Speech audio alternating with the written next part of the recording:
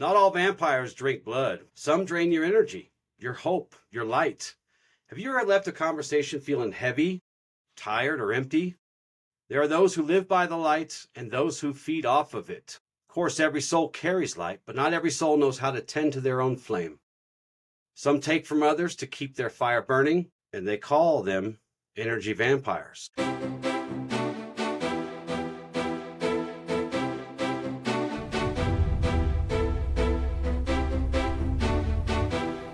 Welcome to the new Ashla Podcast. Joining me today is not Michael. I have a very special guest joining me today. You may remember her from her last appearance on our show. Please welcome back to the show, Brenda Martinez.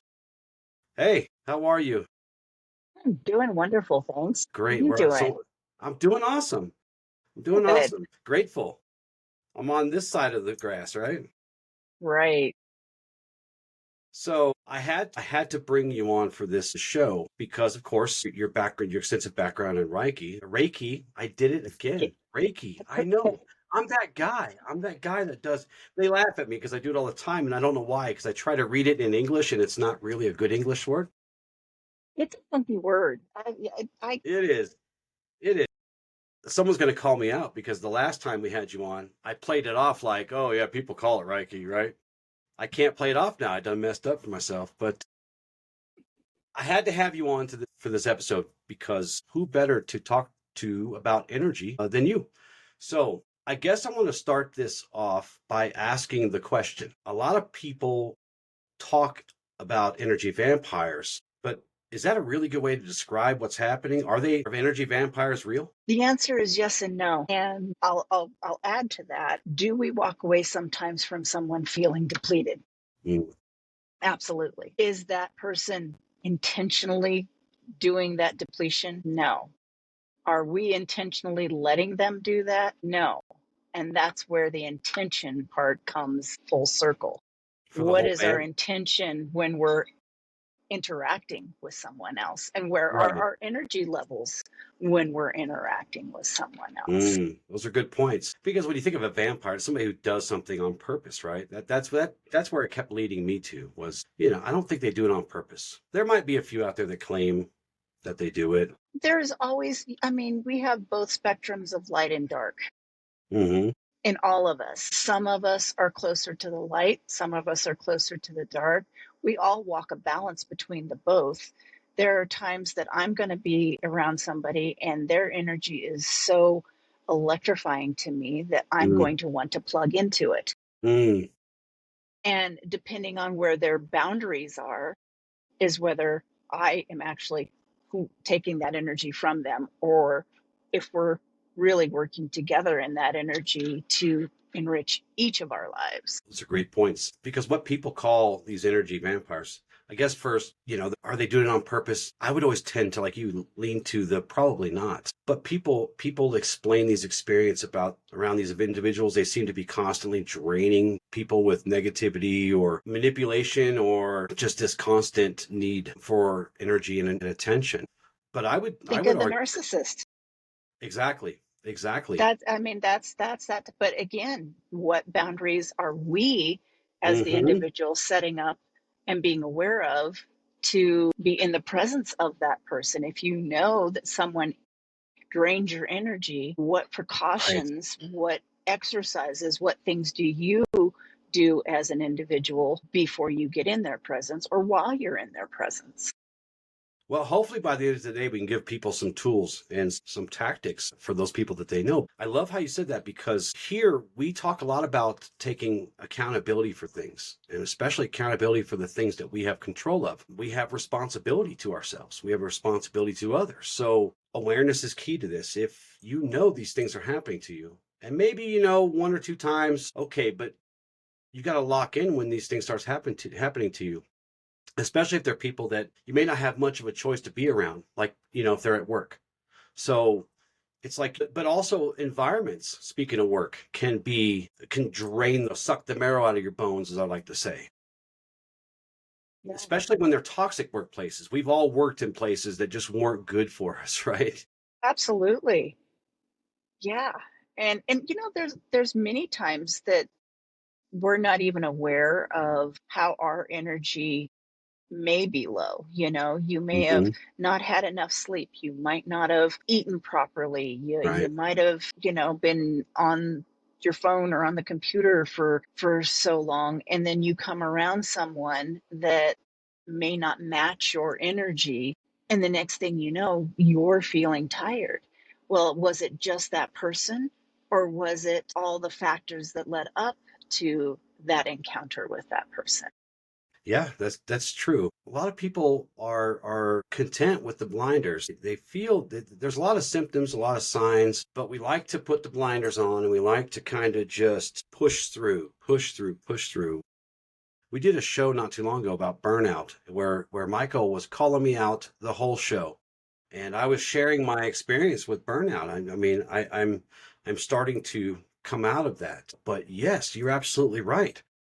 It's like, we bring to the table what we bring. It's not always, high level. It's not always low level. It's not always good energy. I mean, sometimes I may bring bad energy to a space if I'm Me as not well. careful, if I'm not mindful of what I'm doing. And sometimes, it's better to just say, you know what, I would love to be there, but I'm not going to be there today, or I'm not going to come to work today, or I'm not going to do whatever it was that you plan to do. But these kind of places also drain us. Probably a really one that's pretty common are unhealthy relationships, or those places that we cohabitate with people who are toxic for us, or we're toxic for them. I think it comes down to, I talk about this, that there's two things that come to mind here, but for that point there, it's boundaries. There's Mm-hmm. energetic boundaries, there's emotional boundaries, there's spiritual boundaries. And when we can be mindful of what our boundaries are, and I tell people all the time, boundaries aren't these things that are hand grenades and bombs. Mm-hmm.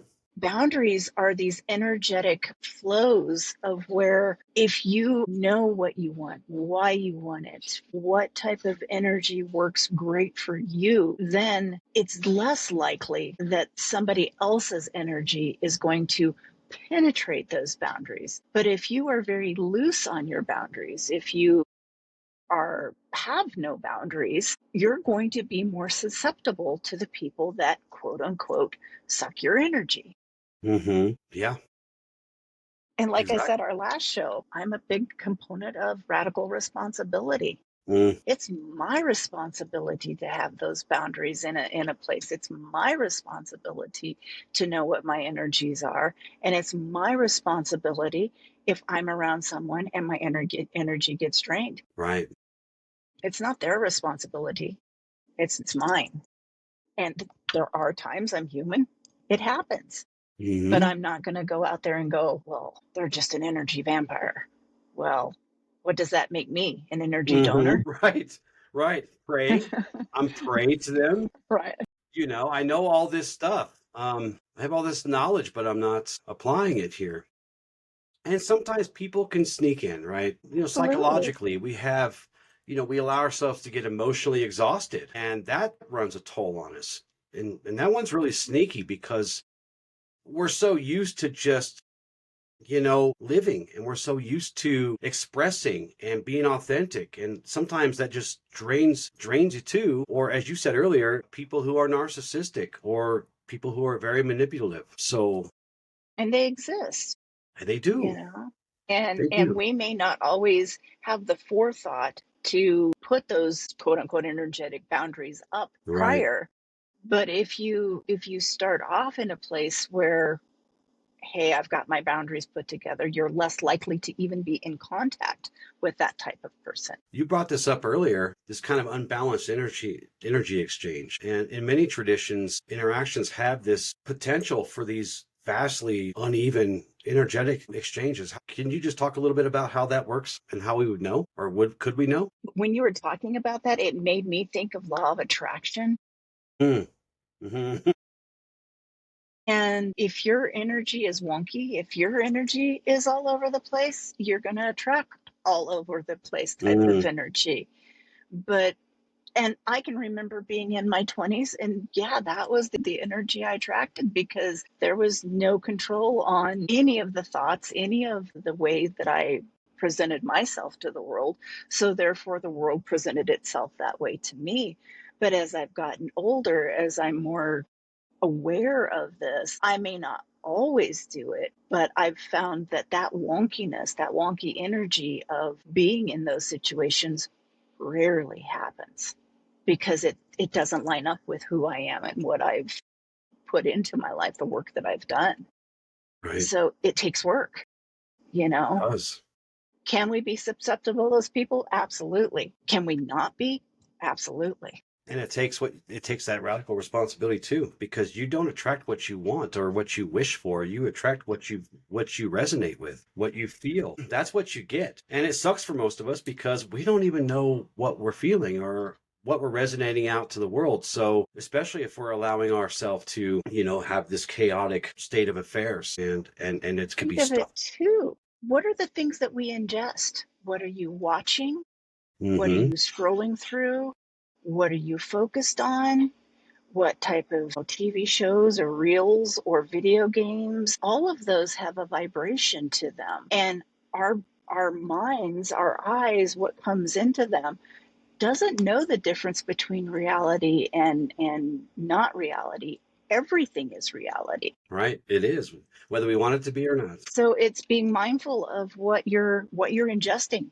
What are you looking at? What are you thinking? What are you focused on? Did you just watch a really crazy chaotic movie? Awesome. Nothing wrong with that. Right. But there are chances that that type of energy, if there was any type of emotion or any type of connection to it, that type of energy can show up in your life because of it. And it's not like, oh gosh, I can't watch any. It's again being mindful. Where is my energy at Right. while I'm doing this? What are my intentions with this? And that mindfulness is mindfulness, focus, awareness, all key words to going, what's coming into my life and what am I ingesting? Yeah, it's something Michael's very, very passionate about. What does he call them? He calls them these digital Sabbaths, or he calls them something different. But he'll disconnect from social media, for example, when he starts to feel that agitation about things that are happening. Because there's plenty of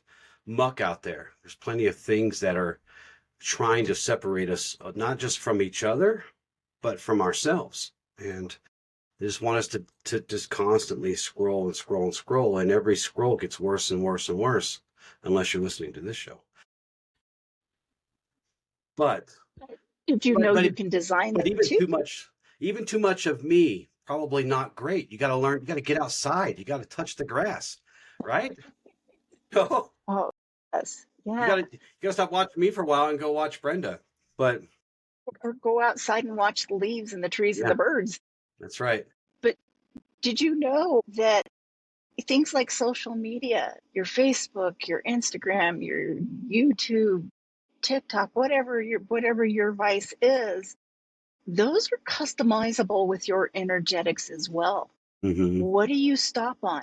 What are you paying attention to? What are you searching for? Right. Those are the things that are going to show up in your feed. Do I have very many things in my feed that are not pleasant? No, because I don't stop and I Hmm. don't focus on those things. Do I Yep. scroll endlessly sometimes? Yes. And then I feel the drain of that because my brain is like, hello. Yeah. But, You got this I little did that to screen myself. flickering. Right. Right. I need glasses to look at my phone for too long. So if I don't have my glasses, my eyes will say, okay, that's enough. Because everything gets all fuzzy when I look away from it. I'm like, oh no, I went too far. Well, to your So, point of getting outside before you go there, how many times do people go outside and feel the energetics of outside, especially if you live in a city? right. That I think that's where a lot of our empathy and our empathic nature comes in. I can tell you the difference of me living in Colorado Springs to the difference of me living in Nathrop, Colorado, just out of Buena Vista. Hmm. Two different energies. I go Right. back into Springs, I feel myself do and there's a bit more anger, there's a bit more angst, there's a bit more I got to get it done, it needs to go quick. Right. Whereas I come up here, my shoulders come down, I talk a little slower, I'm very much more interested in the birds in the sky and the trees and the colors. And it goes back to, like we were talking, what are we ingesting? And Hmm. sometimes we're not aware that that empathic nature that everyone has can be triggered by our environment. Right. And for many of us, I know for me personally, and I know Michael would say for him too, when you have a lot of unresolved things, unhealed traumas, and you try to just ignore and ignore and ignore, truth is patient. It will wait for you, whether you're ready or not. And it's very difficult to start filtering out those things that you're talking about if you're constantly under attack, under barrage from. And we talk about radical responsibility. We didn't hurt ourselves, but it's our responsibility to fix ourselves. No one else is going Amen. to, as we talked Yes. about before. You actually inspired a topic that we did from that conversation we had, the three of us. We did a show on radical responsibility I and saw radical that. accountability. Yeah. And that kind of thinking is really in line with the path of Ashla, the path I teach, because again, we only should concern ourselves with the things that we can actually control. And a large portion of that is the stuff on the inside. And by controlling the things on the inside, that reverberates out and it will start to affect your environment too, in a good way, in a measured way, in a balanced way. Absolutely. So energy vampires, let's try to understand what people are talking about. And of course, for the sake of the show, I was looking at something metaphorical for the coming spooky season, right? And Right. vampires are fun. Everybody loves vampires. Nobody likes energy vampires in the circles I travel in. But the problem is, and we kind of alluded to this at the beginning, was that, people are too quick to point to, oh my God, that guy's an energy vampire. Oh my God, that lady's an energy vampire. It's become a word almost like narcissists. When there are true, horrible narcissists in the world, but not everybody knows what that actually is because most of us probably haven't dealt with that. But we watch too much TV and we watch too many TikToks and we say, oh, they're a narcissist. They're a narcissist because they might have some kind of, one or two markers of what is considered a narcissist. I think same with energy vampires. We just start I agree. calling them out, right? So, but really, I mean, what is an energy vampire in the sense of, you know, are they like we talked a little bit about it before, but are they doing this on purpose? Vampires feed on purpose, yeah, I get it. They have this unquenchable thirst and they have to, find scantily clad ladies to prey upon or something in all the movies I ever see, right? I'm not sure that's how it works in real life, but So yes, my answer to that is going to be likely is a percent, and I would think it is a small percent of our population that need other people's energy to amp them because they don't know how to have their own energy connected to their source.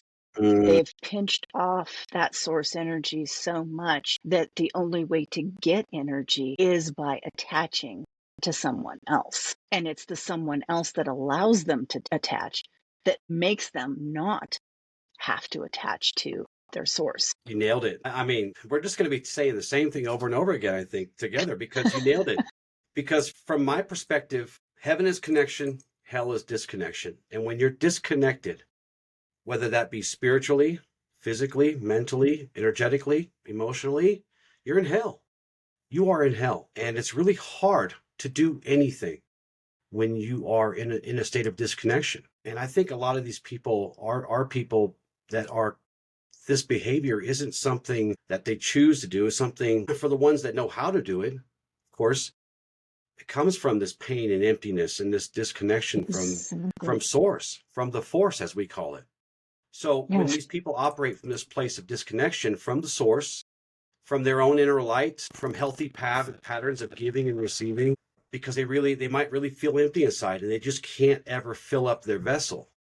So, as you said, they attempt to fill that vessel by drawing water from other people's well. And it's funny, there is also, if you look in the afterlife, we have earthbound spirits and then we have non-attached earthbound spirits. And I know there's a better word for that, but it's escaping me right now. But those that aren't quote unquote attached, so like mom, dad, sister, brother, aunt, uncle, those are generally earthbound spirits that we are helping energize by our thoughts and our actions. But those energies that have evolved from that, there are certain type of energies out there that will feed off of fear, will feed off of our disconnect in the same way that a living being would do. It's Mm, all energetics. We're yeah, all energetic beings. right. And there's also a term in the Akashic records that I read. Again, that one's escaping me too. But there are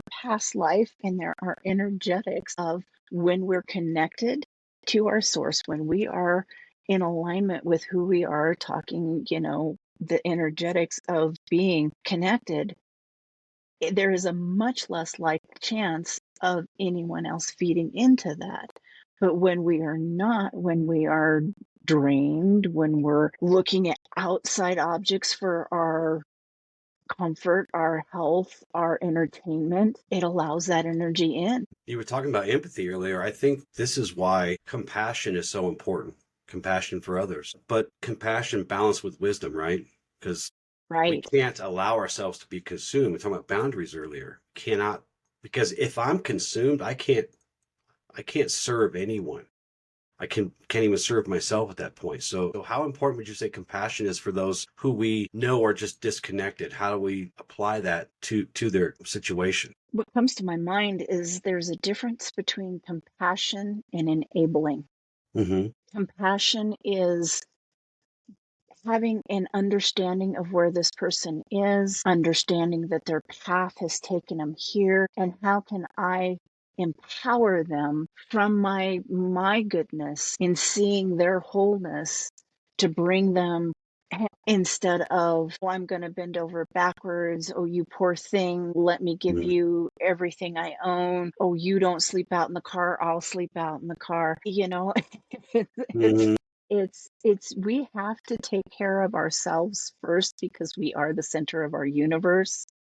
And when our center of our universe is in alignment with our higher self and our lower self, we then can give from a place of overflow. But if we ourselves are empty and trying to give to someone else that's empty, it's an empty experience. Yeah. Again, we attract what we resonate, what we feel.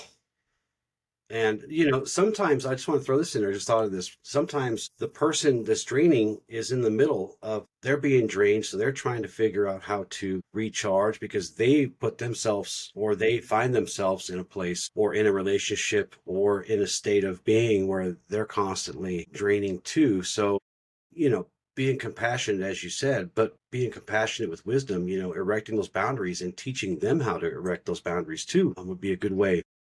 And we're not taught. I mean, we're not taught Hmm. about how to fill ourselves up. I mean, there is not a fill yourself up 101 taught in school.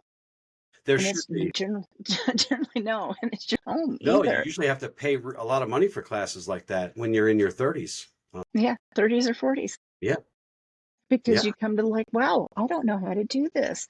And, self-care, there is a whole different, I mean, we're taught, don't be selfish. yeah.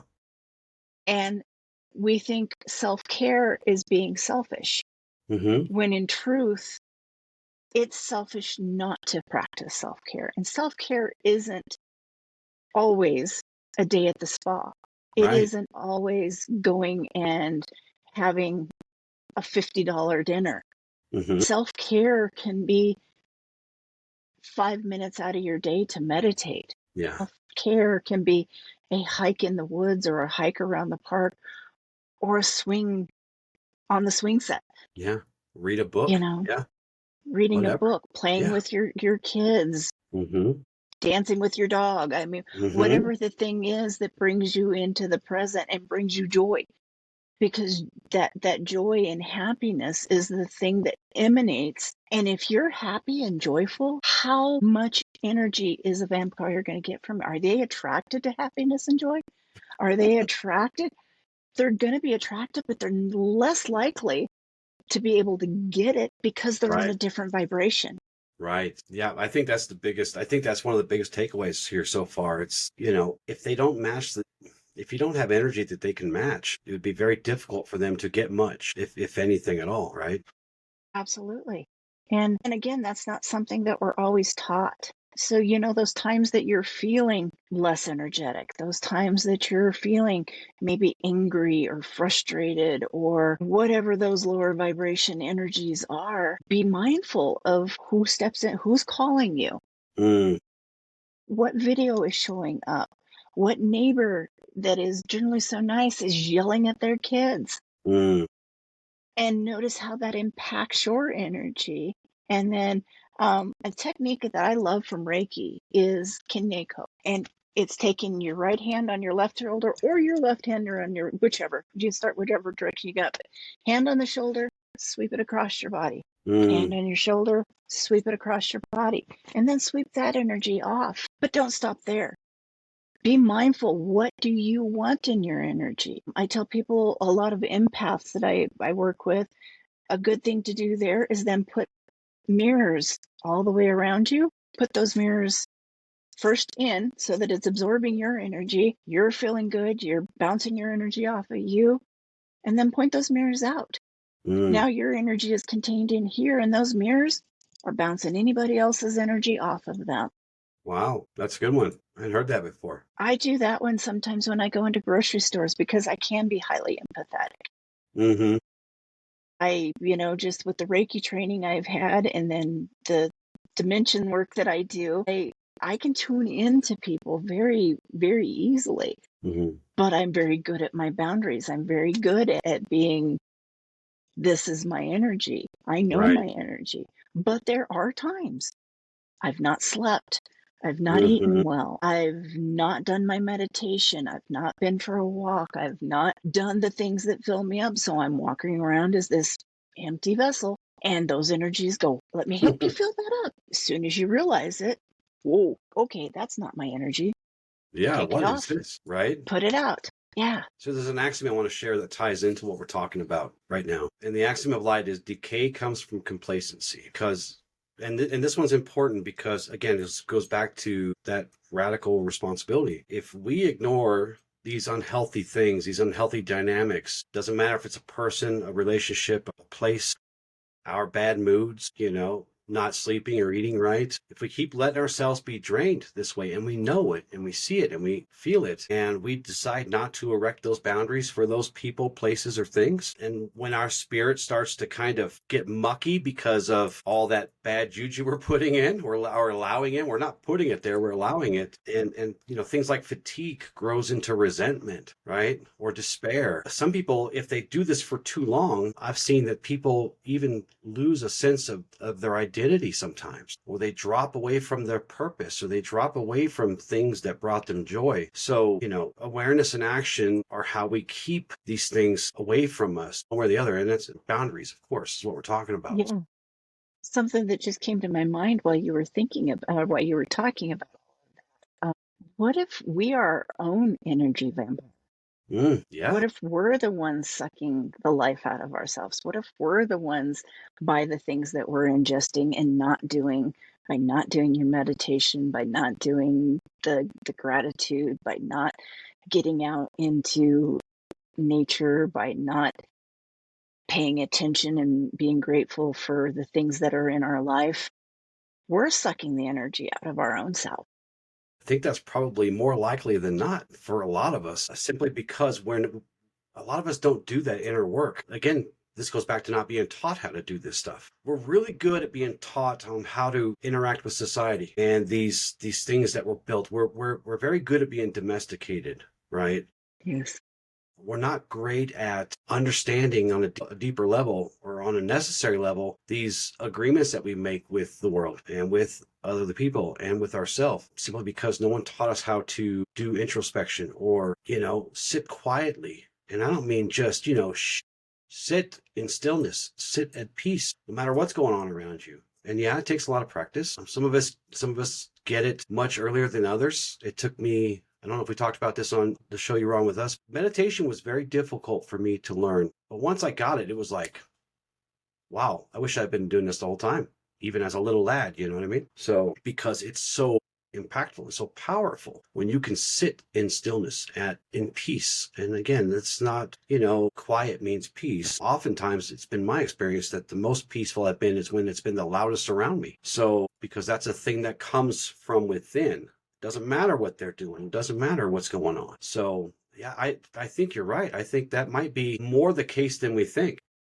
We do a lot of stuff to ourselves. The greatest lie that's ever told us when we tell ourselves. We get ourselves locked into these stories, these fictions that we make up. And because we live in accordance to these stories that we've told ourselves too many times, then we start wearing disguises and masks and costumes instead of, really just being there, naked and afraid and waiting for, and having the strength and courage to say, this is what I am. It's who I am. I don't care what you think. It's really hard. There's another fun act.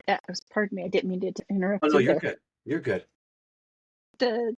That's a fun exercise that I will subscribe to people and even do myself, is telling a better story.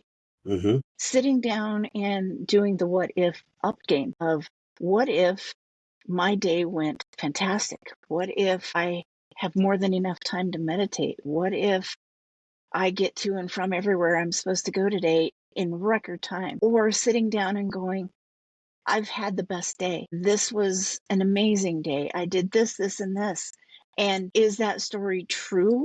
I may have had the worst day. I may have had horrible things happen but sitting down and telling a different story, or sitting down and telling a story of how I would love my day to unfold. You do that enough, and it's amazing how the brain goes, oh, that's what we're doing. It doesn't know the difference between, again, fiction and nonfiction. And the key to that, those stories, telling a better story, it's from Abraham Hicks. She's the one that gave me that idea. But the premise is you get in and you tell that story to the point that you feel so good. And as soon as there's any slight resistance to that story, poof, you're out of the story. And you find that you can tell those stories longer and longer because there's a belief to them, because you start seeing the manifestations of those things. Mm-hmm. But it has to be in that non-resistant state. I had a great day. And if you go, well, no, I didn't. This, and this happened. Well, those are the things that you just listed that you're pulling right in. Mm-hmm. But if you can get into that fantasy world, and I'm an only child, so it's pretty easy. You could just start flowing with it. And it's amazing, that and gratitude, appreciating the good, the bad, and the other. I had this conversation with friends the other day about experiences. If you can look at every experience you've had in this lifetime, mm-hmm. just like that as an experience. I experienced pain, I experienced hunger, I experienced joy, I experienced laughter. It was an experience. And I experienced my energy being drained. Okay. Did I like that experience? No. What story would I rather tell? What experience would I rather have? Mm-hmm. Yeah, that goes back to resonance, right? When you can start to align yourself with the things that you truly want to desire, those things tend to show up like magic. Yeah. They really, really do. What am I focused on? And I had to, it's funny because when we did the show on resonance, I had to make sure I let everybody know I'm not picking on the law of attraction.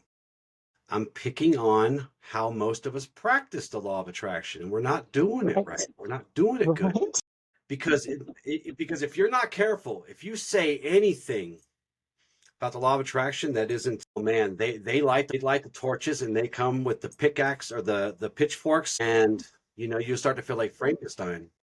So I had to really make sure, listen, of that for 20 years. Right.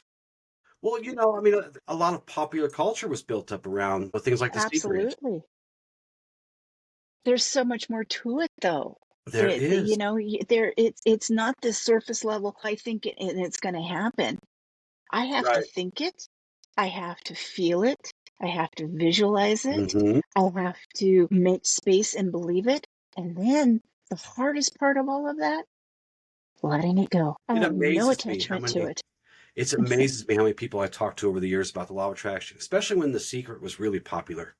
And you know what? I'm not going to lie. I found it to be like a fun thing to watch. It was fun. And if you paid attention, you really could get a lot out of it. But And then of course there were the conversations around the water cooler or whatever, and people would always, they were super excited about it. Like, oh my, I'm going to do this, I'm going to do this, I'm going to do this. But they would never, ever, ever mention the part about giving it to God, letting it go, walking away from it. You're right. Do your part and let the universe do the rest, because we There's a can't possibly control all the things that have to move and have to shift and have to, right? And guess what? You know what? I don't want to be in charge of that. It's just too much crap to do, amen. right?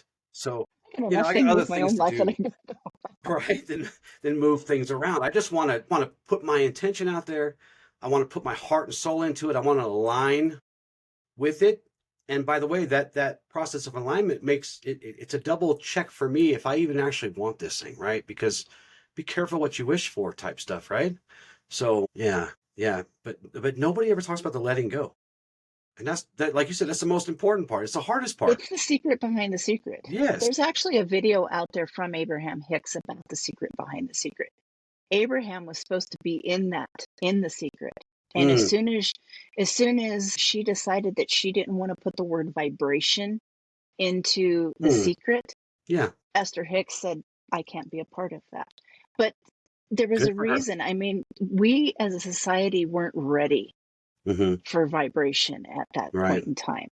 We are now at a point, we have evolved so much in the last 20 years that vibration is a buzzword Right. instead of a taboo word. Is it And more of if you think, a buzzword than quantum? I hear that everywhere I go. no, no, Quantum. quantum's now huge. When you start talking about quantum physics, everybody gets excited, and then they said, well, like, we don't want to put physics in there. Let's just go quantum. Right. Right. Oh, good. Yeah, I know. I try to, with this podcast, with my other works, I really try to dispel many of the things that are now just buzzwords. We just offhandedly say them, and it's just, people, well, like, I probably shouldn't say this, and I may take this out because I don't want the pitchforks. But like Deepak Chopra, for example, as a kid, I loved his work.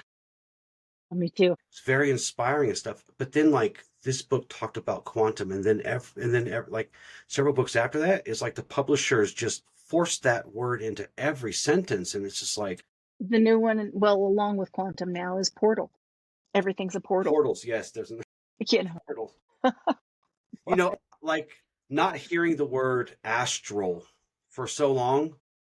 Like I was like, oh, thank God that word can rest and regain its true meaning, right? Because everything was astral, astral this, astral that, and if you actually looked for people to connect with over these buzzwords, people would think you're crazy because of all the stuff that has now been associated with it.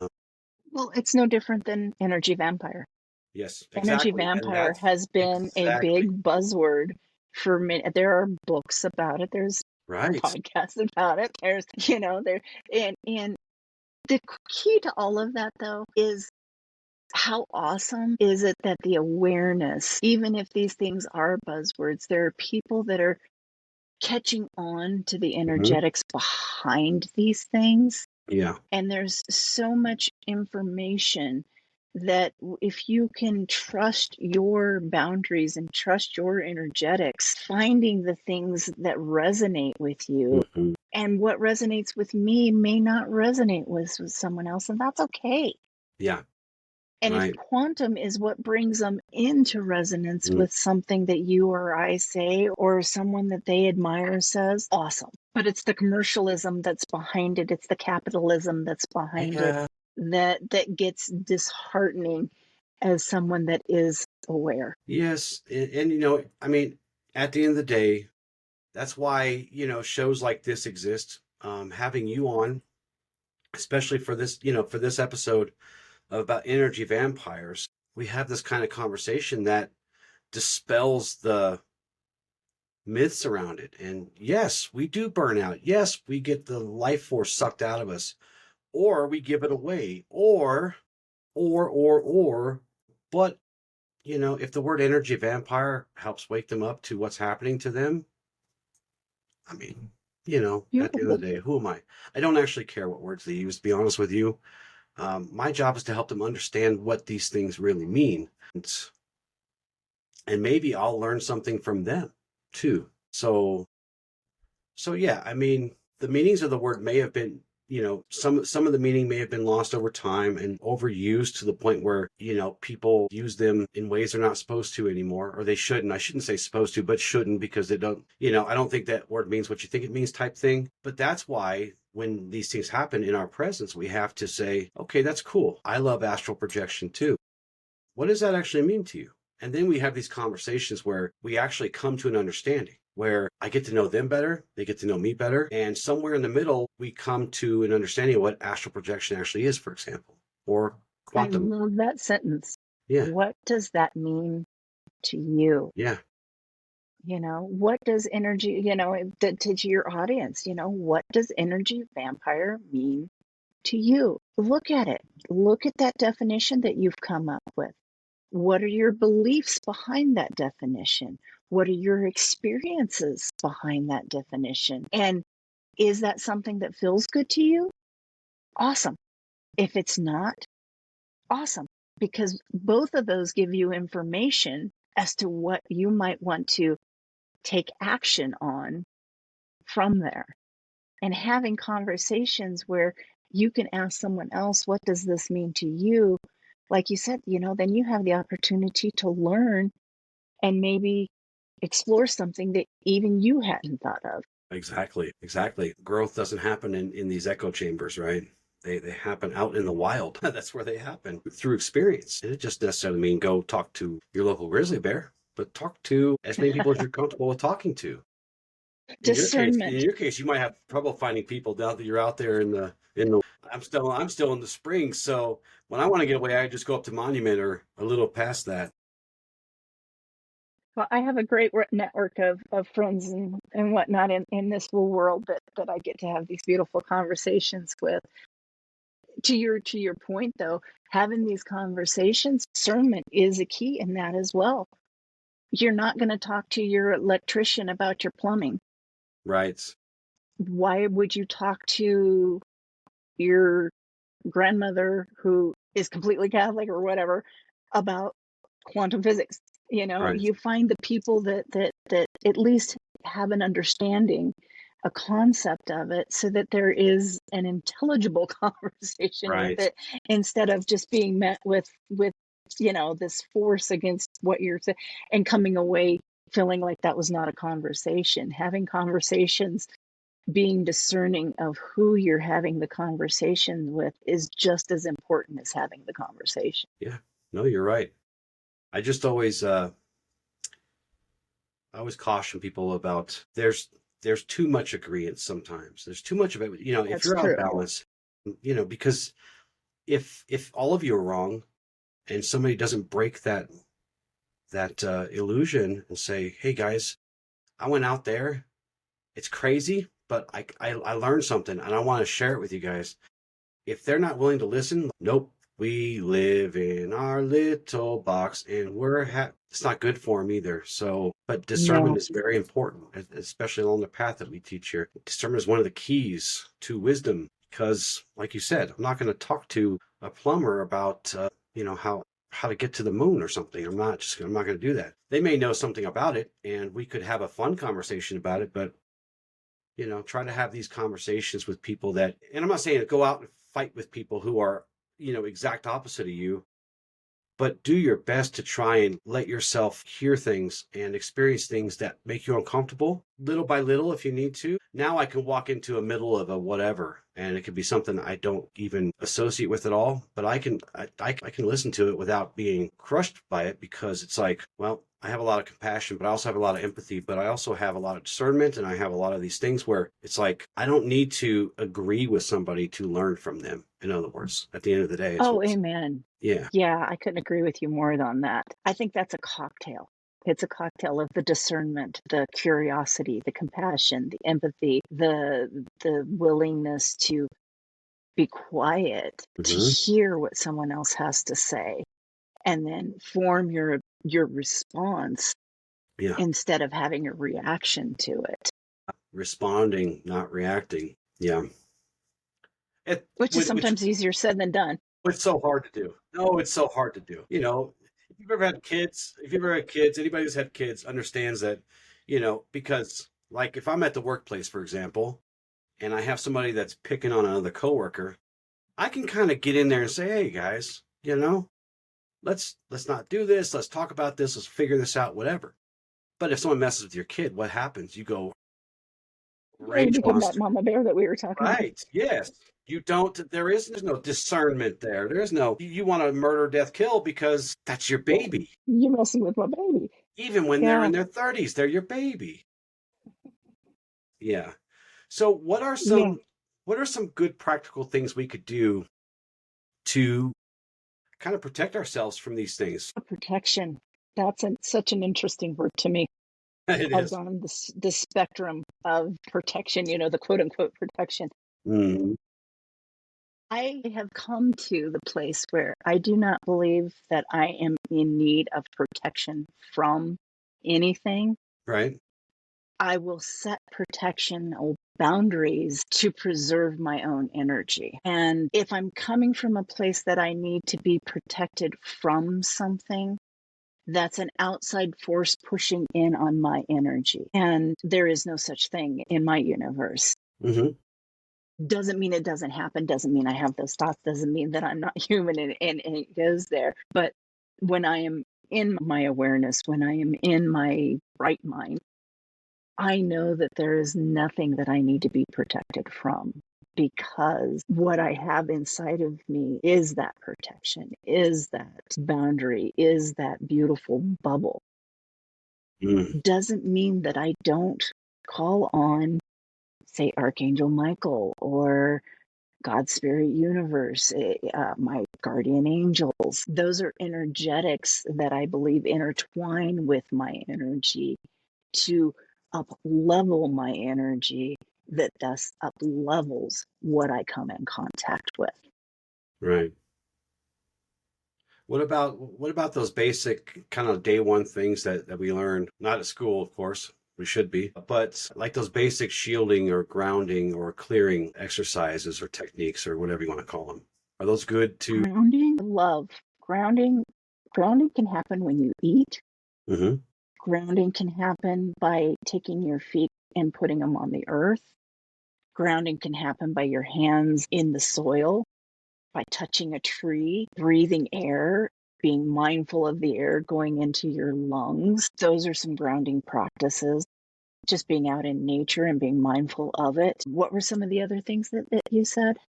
Clearing, energy Clearing. clearing. Okay. Yep. I think you talked kind of So, about that, about yeah, kind of the that is wipe one of off my method there. favorites. What do they Another call it? one is You know? the what? The Hoff method? Yeah, yeah. You just kind of like, Kenyenko. It's a Japanese word. From my understanding, it was in all my Reiki books. But what I've heard, and I don't know if it's true. Donna Eden, she's an energy expert. What I've heard is she is one of the originators of that whole taking off.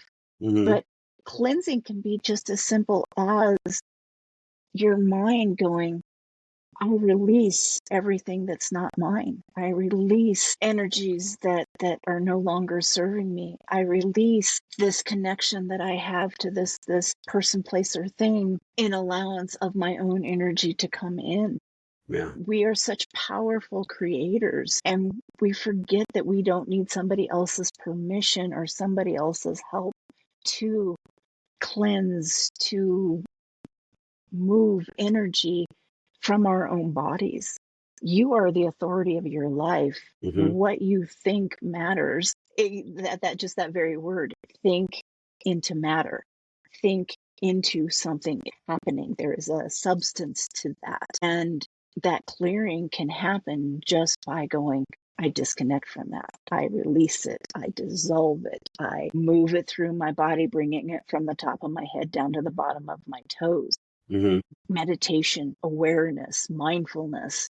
Those are all things that can work in your favor. Being aware that your energy is drained. Hmm. What do I need to do? What can I self-care with to revamp my energy? Yeah. There's a lot of good And isn't renewal practices as you're talking about. that word that I just said, revamp, vampire? Yeah. Yeah. Now we're coming after you. See, you were sucking the life out of us. Now we're going to flip it around. Uno reverse card. Right? Here we come.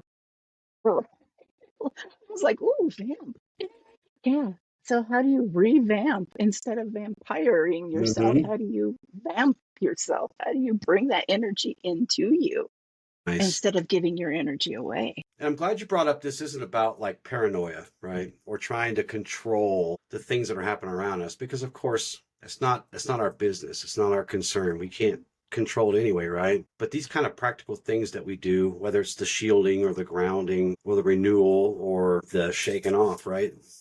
The cleansing, it's more about cultivating good practices that build up resilience so that we can walk into any place or face any person or any being, I should say, and still remain Yeah. authentically whole, right? So I'm glad you really brought that up, because I think there needs to be a distinction between being fearful, which puts cracks in your energy and in your being, really too much of that, and being cautious and resilient. Yeah. I love prayer. I think we talked about this before. I love prayer, affirmative prayer, as a good way to deal with my energy and kind of level things out. Of course, meditation is a great one. And so it's funny because you said become aware. As we've come to accustom here, I like to give them journal prompts. So the first journal prompt I have for you guys is being aware of the drain, right? When was the last time I walked away from someone or something feeling empty, tired, or heavy? What part of me was most affected? And was it the mind, the body, my heart, my spirit? Sit with yourself and journal that out and see what you come up with. Don't judge it, just be aware. Talked a lot about boundaries today, so I have one for that. Boundaries and responsibility. Where in my life have I allowed my light to be drained by not setting clear boundaries? When I think of the person or situation that drains me, can I see the pain beneath their behavior? How can I hold compassion without sacrificing my boundaries? I have one for an inner reflection. Am I ever the one who drains others? Where in my life have I taken instead of given? And how can I restore balance with grace and generosity? And the last journaling prompt I have today: what daily practices, prayer, breath work, Reiki, journaling, etc., keep my energy whole, keep me good? How will I commit to using them this week? So it's funny, I pre-wrote the journaling prompts, as I always do, but through our conversation, we literally touched on every single one of those by accident, by total accident. So The that was cool. divine. By divine grace, yes. So do you have any final thoughts or final words for our viewers and listeners today about this topic? Yeah, let me think about that. Sure. Like we have really touched on everything that could be touched on. I think, yeah, just bringing in mindfulness, discernment, compassion, empathy, and an awareness of if you know where your energy starts and stops, you are going to be more aware of where somebody else's energy moves into yours. And if you can be aware of those two factors, of your energy for one, you're going to know if someone else's energy is uplifting or impeding on your energy. So the key is know thyself. Thyself. I love a lot of the things that could save us in totality in this world are often the most simple things. Know thyself. We just really make it complicated, don't we? Isn't that part of the funness of being down here on this 3D Earth It fluid is. kind of thing? It is part of the fun. I don't remember wanting so much fun, but here I am having lots of fun. But I read. that's right. Hey, I may not be here for a long time, but I'm here. So how does it go?